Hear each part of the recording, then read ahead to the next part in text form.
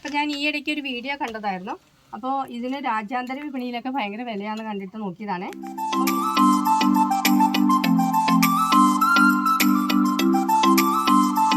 Hi, നമസ്കാരം. പുതിയൊരു വീഡിയോയിലേക്ക് എല്ലാ കൂട്ടുകാർക്കും സ്വാഗതം.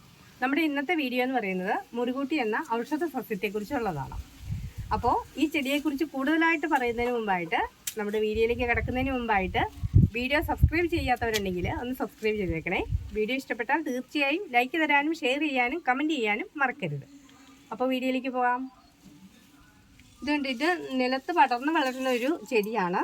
അപ്പോൾ ഇതിൻ്റെ ഒരു തണ്ട് മാത്രം ഇട്ടിട്ടാണ് കേട്ടോ ഇത്രയും പടർന്ന് വന്നിരിക്കുന്നത്. ഇതിൻ്റെ മുകൾ വശത്ത് ഒരു ഗ്രീൻ കളറ്, അടിയിലായിട്ട് ഒരു പർപ്പിൾ കളറുമാണുള്ളത്.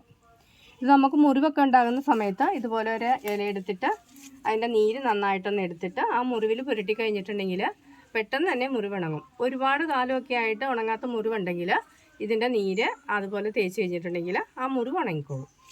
പിന്നെ നമ്മൾ പെറ്റ്സിനെയൊക്കെ വളർത്തുന്നിടത്ത് ഇത് വളരെ അത്യാവശ്യമാണ്. അതുങ്ങൾക്ക് പെട്ടെന്ന് രോഗമൊന്നും പിടിപെടാതെ ഇത് നന്നായിട്ട് സഹായിക്കുന്ന ഒരു പ്ലാന്റാണിത്. ഇപ്പോൾ ഇത് ഇൻഡോർ പ്ലാന്റായിട്ടൊക്കെ വളരെ മനോഹരമായിട്ട് വളർത്താൻ പറ്റുന്ന ഒരു ചെടിയാണ്. പിന്നെ നമുക്ക് ഹാങ്ങിങ് പ്ലാന്റ് ആയിട്ടും വളർത്താനായിട്ട് സാധിക്കും. അപ്പോൾ ഞാൻ ഈ ഇടയ്ക്ക് ഒരു വീഡിയോ കണ്ടതായിരുന്നു.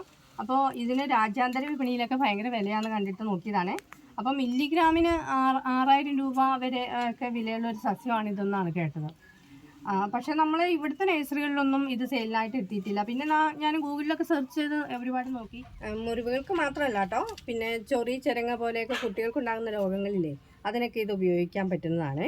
ഇത് ഒരുപാട് സൂര്യപ്രകാശമൊന്നും വേണ്ട, ഇത് പടർന്ന് പിടിച്ച് വളരുന്നതിന് വേണ്ടിയിട്ട്. അപ്പോൾ ഒരു തണ്ട് മതി, ഇതുപോലെ ഒരു പ്രദേശം മുഴുവനും ഇത് പടർന്ന് പിടിച്ചോളും കേട്ടോ. അപ്പോൾ നിലത്ത് പടരുന്നതുകൊണ്ട് തന്നെ ഇത് ഒരുപാട് വർഷം നിലനിൽക്കുന്ന ഒരു ചെടിയാണ്. പിന്നെ എപ്പോഴും നമുക്ക് നനയൊന്നും വേണ്ട. ഒരുപാട് കടുത്ത വേനലുള്ളപ്പോൾ മാത്രം ഇതിൻ്റെ ഇലയ്ക്ക് ഇങ്ങനെ വാടി നിൽക്കും. അപ്പോൾ മാത്രം ഒന്ന് ചെറുതായിട്ട് നനച്ച് കൊടുത്താൽ മതി. ഇത് മുറിവുകൾക്ക് മാത്രമല്ല കേട്ടോ, വീക്കം, അൾസർ പോലെ അങ്ങനെയുള്ള ചികിത്സയ്ക്ക് ഇത് ഉപയോഗിക്കാറുണ്ട്.